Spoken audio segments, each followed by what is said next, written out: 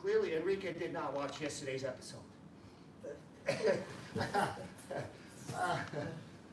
Welcome to episode 27. We're approaching 30, guys. So today what we have planned is sit-up guard pass concepts and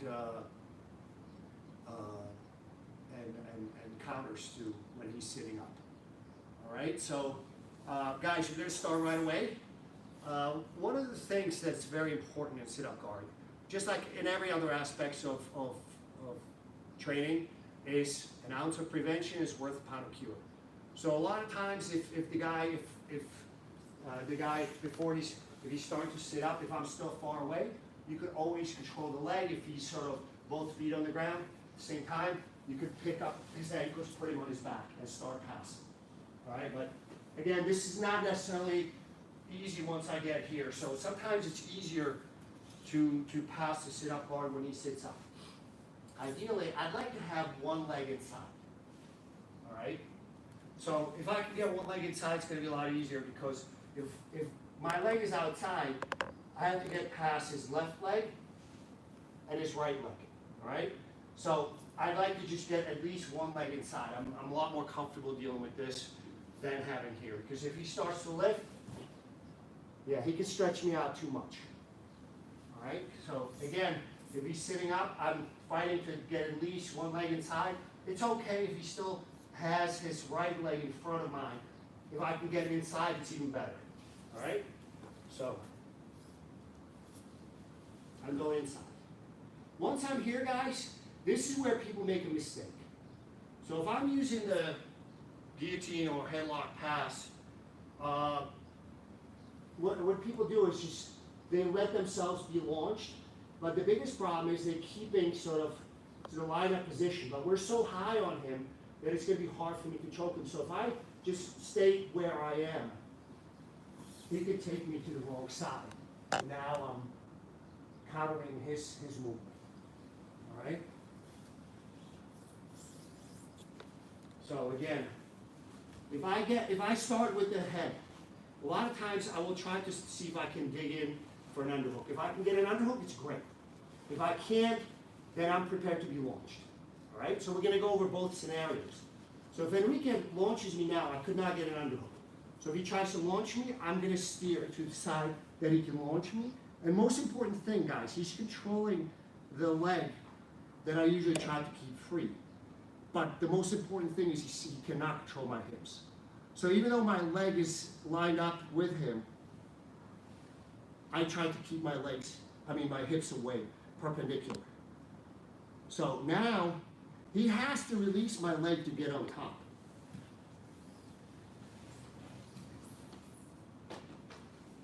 When that happens, he's getting choked. So when somebody sits up, I want one leg inside, and then if I cannot get the underhook, I'm going to at least decide which way I'm going to get launched. So immediately I almost throw myself, rather than wait for him to decide which side I get tossed to. Okay? So let's look at it again. So I want to get one leg inside. I grab his head. I'm looking for the underhook. It's not there. So now I'm going to throw myself to my left side, and I want to keep my hips far away, perpendicular to him, because he's controlling my leg. So right now, I will actively try to get my leg away from him, but a lot of times the people will try to control that leg and come up. But because of where my hips were, they're coming straight into the choke. So again, guys, this is very important. Even though he's controlling, we talk about it, no arming guillotine, there's three very important principles. One is body positioning, one is shoulder forward, and the third one is he cannot control the leg, the opposite leg of the choke. So in this case, one of those is compromised. He's controlling the leg. A lot of times he'll keep it between. So he's controlling the leg. But I have the other two elements. I have my shoulder forward, and my body positioning is correct. So right now, it's okay I will actively try to get my leg out, but even if I can't, a lot of times they will try to come up and the leg becomes free when they come up. They have to. They have to let it go in order for them to come up. So I have two elements, and the third one happens when he's trying to come up. If he doesn't, if he stays there, he's not passing, he's not sweeping, and I try to extricate my leg so that way I can impose that third element on him. All right? So again, let's go back in. So again, I try to get, so if I'm here, guys, I can stiff arm, especially with the gi. I want to try to get my leg in. All right? So once he sits up, again, one of the very important concepts. First one is I'd like to get one of my legs in the middle. All right? Second one is I want either head, arm, or head and arm control. If I have one of those things, even if I get launched, I should be able to control the scramble. Okay? So this time, again, I wrap, but this time I got a underhook. The problem is, if I launch myself, the underhook is valuable, but as I'm launching myself, it actually can hurt me because it makes my body line up with his. So not only is he controlling the opposite leg, but he's also controlling the body position. So I have only one of those elements. And this enables him to pass. So this is a very, very important thing, guys, especially if you use sort of the guillotine, the chin strap grip. We're going to go over that in detail tomorrow. We're going to focus on some of the guillotine concepts. But it's very important, guys. So I get my leg in. If I get the underhook, guys, I'm not launching myself because unlike the previous scenario where I could not get the underhook, where I'm going to launch myself to my side, I have the underhook. I just start to drive my hips forward. I'm driving my knee forward.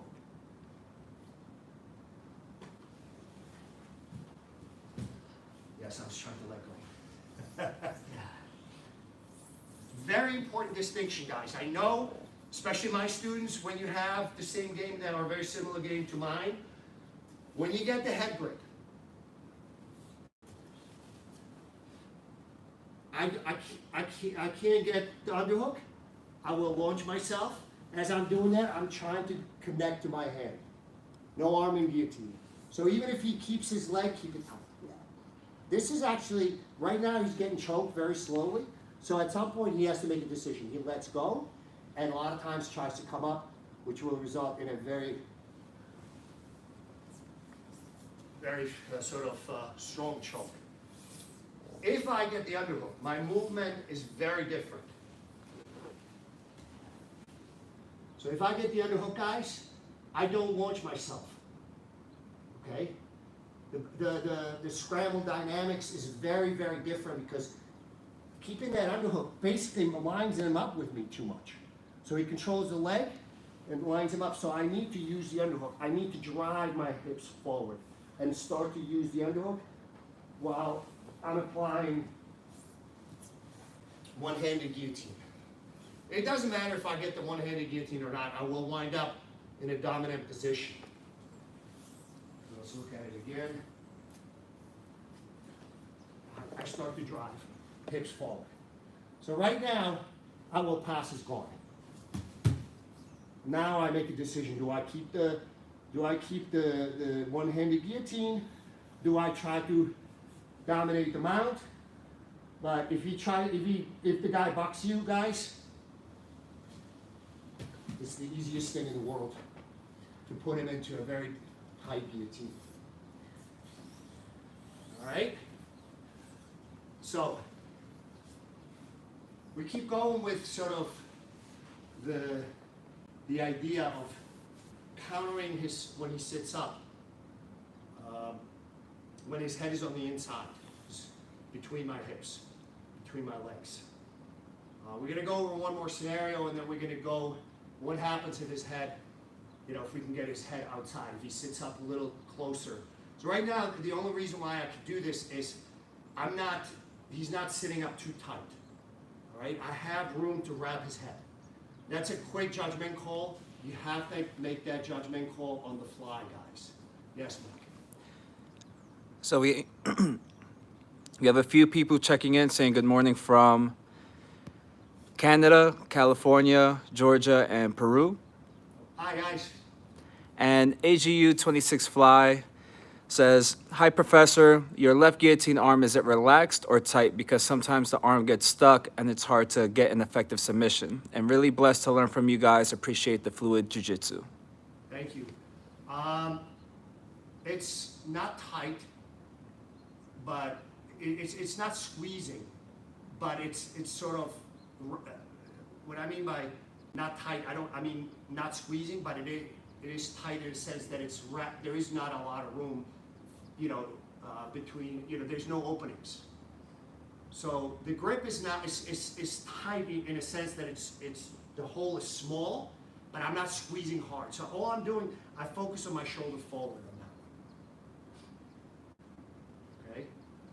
So it's very, very important to distinguish, do I have the underhook, do I not have the underhook? Because that's a very different guard pass or guard counter. One of them is not really a guard pass, it's a choke. Mike, yes. And on Instagram, Hollywood says, good morning from Utah. Hi. And Bob Adams on YouTube asked, the choking hand, is the palm facing you or away from you? It's like this. If it's one-handed, it's facing me. So if it's one-handed, it unfurls, but it's facing me. Yes, it's a very good question.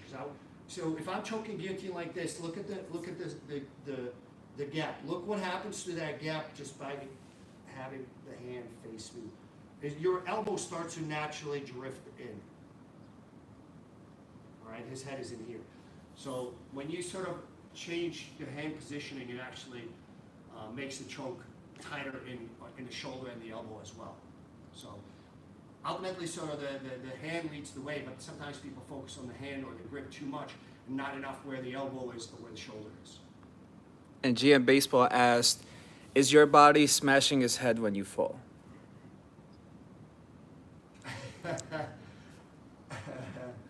As one of my sayings is, when you make an omelet, sometimes you got to break a few eggs.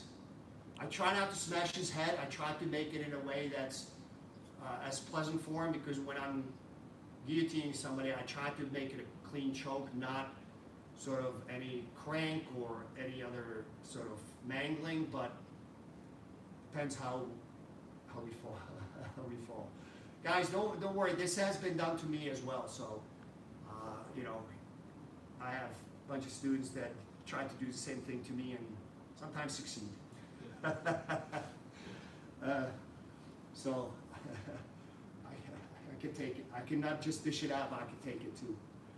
All right, so let's look at what happens when he sits in and his head is just guys. What I want him, if he's too far forward. If he's too far forward, I will try to kick out my leg. This is now going to be a bit of a scramble. So I'm not going to spend too much time on this because I want to kind of keep it, but if he's too far forward, I need to kick out and try to attack his back. What happens is Enrique will fold, and this becomes a bit of a scramble, right? But if he gets too far forward, I want to try to stop him before he becomes fully vertical. Once he goes past vertical, it becomes so. Yeah. I can take his back, but right now he's got a forward movement, so I have to kind of go with his momentum and hunt for his back. All right. But that happens. That opportunity is there only when he sits up too far forward. All right. Once he wraps it tight, if he wraps it too tight, so if I wait too long, yeah, this now I'm having a problem.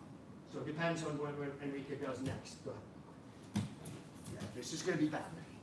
I'm hoping that I can create an angle to get something else going, but chances are you're getting put on your ass. Is that family friendly? So again, if he goes, you know, I still can just because there's room, but now he's controlling my leg really, really well. So what I would try to do, if he's controlling, if he's already cutting the angle too much. So what I'll try to do is push and then try to get my leg. If I can, I try to launch and go. But this is now more of a scramble than I wanted to. All right? So again, you want to try to stop him before he gets fully vertical. As you want to kind of stop him, get him when he is just sitting up. All right? Another possibility, we talked about this one a little bit before, is I'm going to backstep. All right? Now, I don't want to, you know, when people backstep, they tend to backstep into the legs. The problem is, because when he was sitting up, he was so curled up that if I don't backstep high, I'm in danger of having him, you know, even though I have the legs, Enrique is really good as, if you saw the video, now he's hunting for my back. All right? So I need to sort of counter that. So if I'm going to backstep, I want to backstep high. So again, now the battle is, so even if I cannot get his arm, that's okay. Go ahead. Make sure you protect the arm.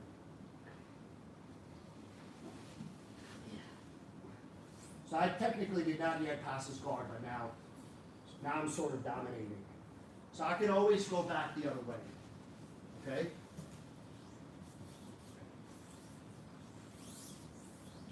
Where's the marker? Right here.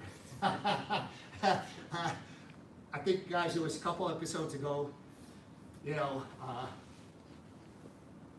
I kept telling Enrique, don't be afraid, come in my guard. And he kept trying to back away, back to the marker. And I didn't realize it. And at one point, actually, about 20 minutes into it, he's like, come to the marker. I know where it is. I've learned my... And then afterwards, he says, the Fox, I was trying to get you to the marker for 20 minutes, and he kept telling me, don't be afraid, come in. When I rewatched the episode, I realized he was right. I thought I was doing a good job getting back to the marker, and quite contrary. So I'm trying to do a better job. For a second, I lost what were we doing? So guys, again, I can still do the back step, even when the leg is here. It's just going to be, I have to launch myself a lot further. Now he's going to try to swim. There's going to be, I'm going to try to bring my leg either over, my right foot over his body, or outside. But if he does a good job protecting his arm, sort of, so I don't have the arm lock, I don't have a leg lock, because if I try to go for it, I'm just he knows. So what I'll just do is I'll just hip heist to the other side and drive with my knee. Now, I'm still, technically in Enrique's guard. I don't know if you guys can see this. Yeah, but this time, you know, if that happens, I'm going to threaten with a baseball bat choke or try to get it underhook and I try to drive back the other way.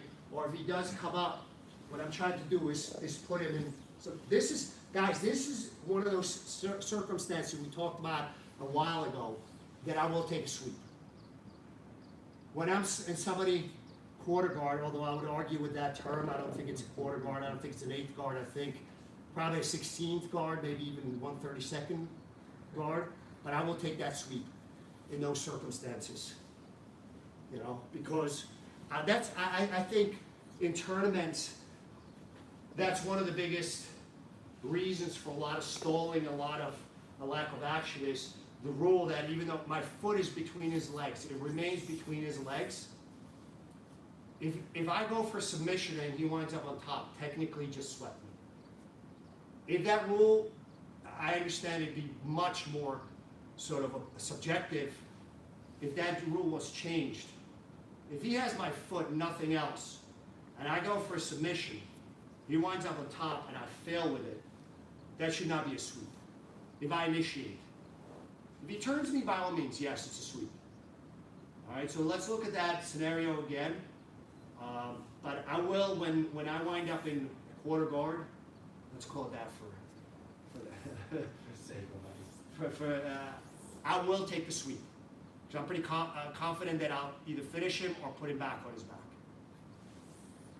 All right, so again, I backstep, he keeps quarter guard. That's a 16. So what I'll do is I will mount, try to mount. He keeps me there. All right? So right now I can battle for a submission. But even if I'm here, what I'll do is I'll try to battle for the other underhook, understanding that I'm putting myself at risk to be swept. So if I do get swept, I will try to control the angle and finish it. Tap. We stretched it. Nice. So, does that make sense to you guys? On Facebook, a lot of peer says, I see that you use the 5-finger guillotine a lot. Can you show when you decide to use it? Yes. Anytime, if I can wrap the head over, I will use a traditional guillotine. It's a way better control. You'll find that if you start to use 5-finger guillotine, you will lose it a lot of times. And if you lose it, there is no control. So if I have a choice, I will always use a traditional guillotine, be it no arm in or arm in. The only time I will use a 5-finger guillotine is sort of when my arm is trapped or his body positioning prevents me from wrapping his head. So this is a big movement. This is a very short movement. And Peter Zawatsky says, what's your way of countering the opponent inverting and attacking your legs when you're standing and he has to sit up? He's using sit-up guard or reverse de la Hiva. In your roll video, I saw that you sat down, but I don't know if it was a result of his sweep or you trying to get low so you couldn't get underneath. Usually when they sit up, they're trying to, in order for them to invert, the head has to come down. So again, his head has to come down. So I'm trying to basically act before they start to invert. It's becoming sort of who acts first. So when they sit up, right now he's not inverted. In this particular moment, he cannot invert. What he's trying to do is create a momentum.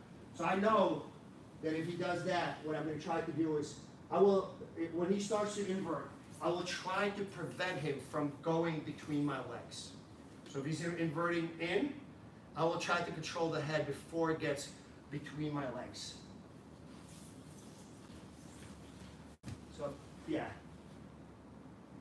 If I let him, now I'm on the run. Now I'm scrambling. Enrique took the initiative, he took the offensive, he took the momentum. Now I'm on the run. Okay?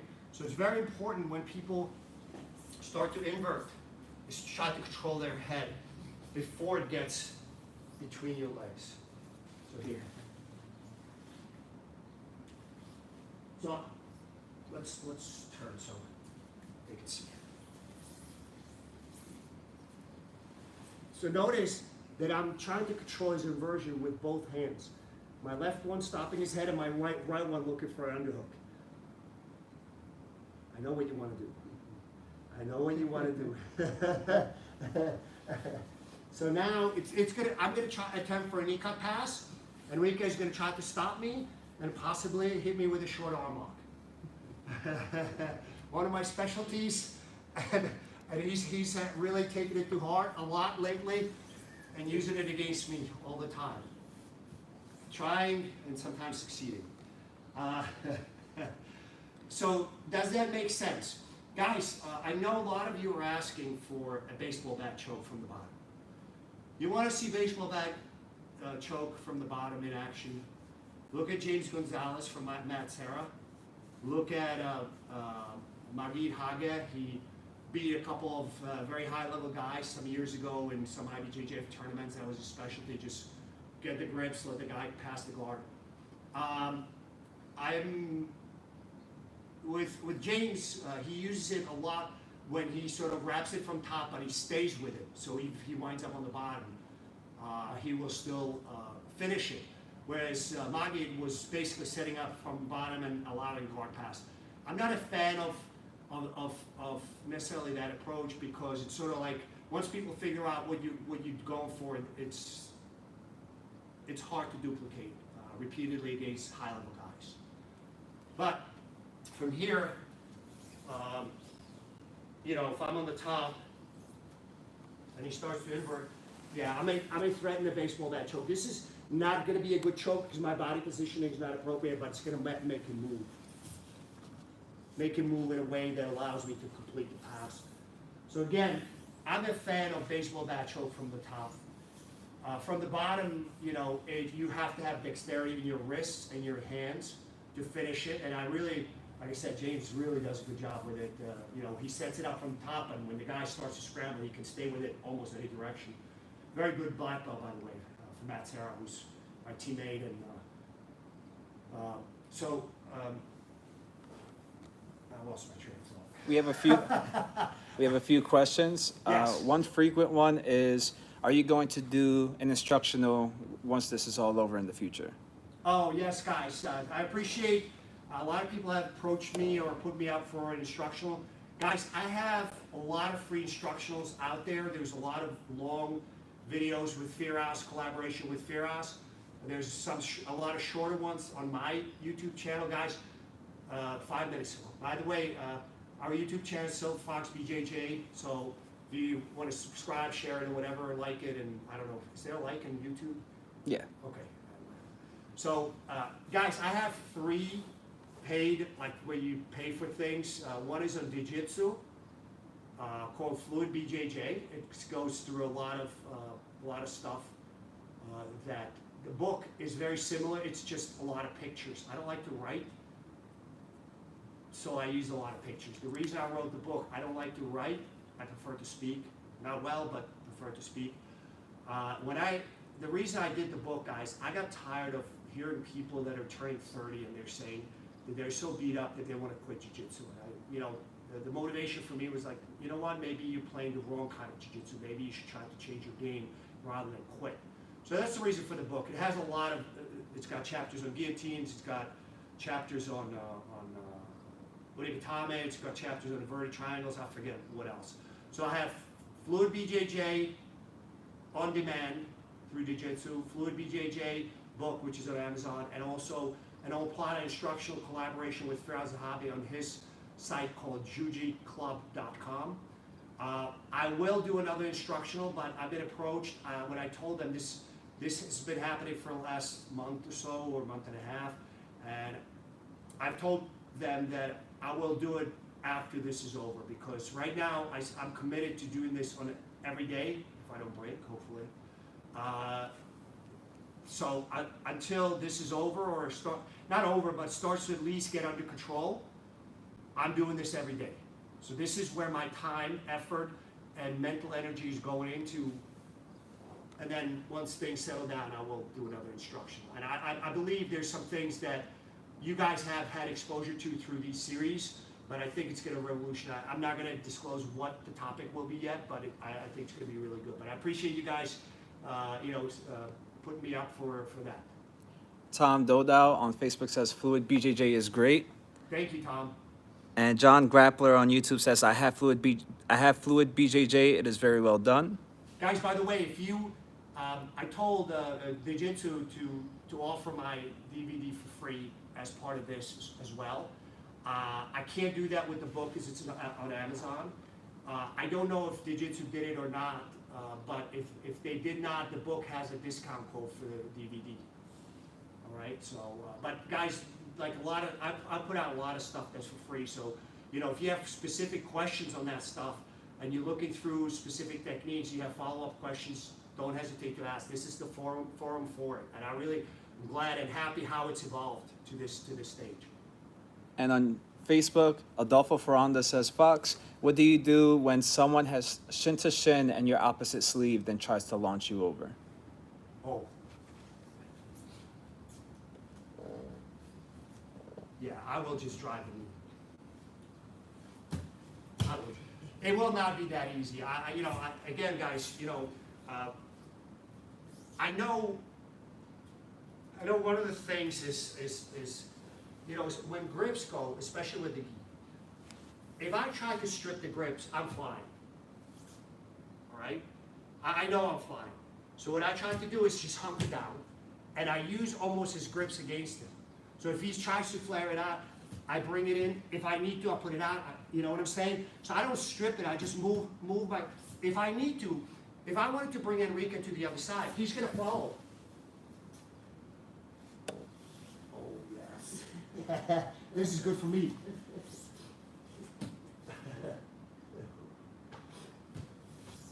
That's a very important concept, guys, especially for those guys that, I'm sure somebody's going to ask a question for it. Why do I have two? They give me superpowers. The reality is, like today is, the last couple days in New Jersey have been rainy and crabby weather and very humid. So when the humidity and the barometric pressure gets like that, my joints tend to be more impacted, let's call it that way. I feel them a lot more than I normally would or should. So a lot of times, you know, guys spend so much time on grip breaking, which is a good skill to have. And don't get me wrong, if I can break the grip, I will. But if it's like so tight, if you try to stay with the grip breaking, you're gonna get launched. So sometimes it's a concept, especially for the higher level guys. Guys, if you're blue, purple, you know, or even white belt, start to think about, with white belts it's a little bit harder because you don't know, you don't know enough to sort of, you know, when somebody ties you up, you're like, oh, I'm stuck, I don't know what to do. But a lot of times you can use their grips against them. I know once somebody gets wedded to their grip, they're gonna hold on. A lot of times they hold on past the point of usefulness. So again, this is one of those things, so if you go shin to shin, so I'm gonna drive forward, I can sort of use, I just move my hand. He expects me to fight the grip. This is a good scramble for me. Can somebody tell me what I'm going to be looking for next? Because he's going to hold on to this, so I can't swing this thing.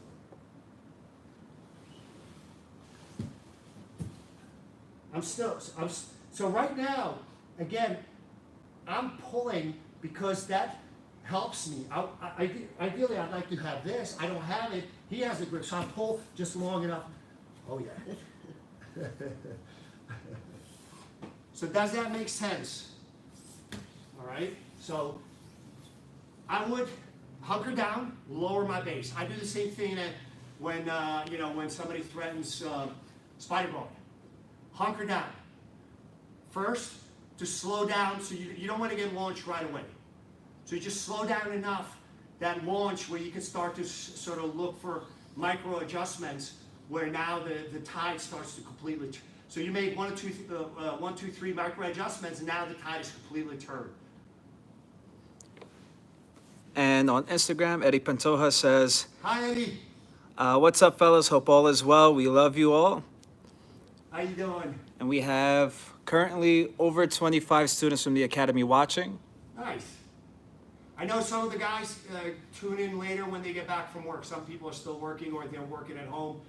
They're tied up actually doing what they're supposed to be doing on their computers, working for work, and they'll look at it later.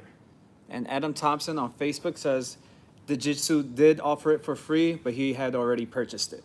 Oh, okay, I appreciate that. Good. And we're out of time. I got this from Mike. So guys, if you have any last minute questions on this stuff, throw them in. Otherwise, we're going to wrap it up, and we're going to, tomorrow, episode 28, we're approaching 30.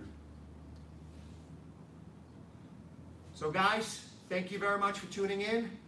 Tune in tomorrow, 10:30 a.m. Eastern Time, which now is, I think it's pretty much all the times across the globe have adjusted to, because sometimes there's a change in one country and not in the other.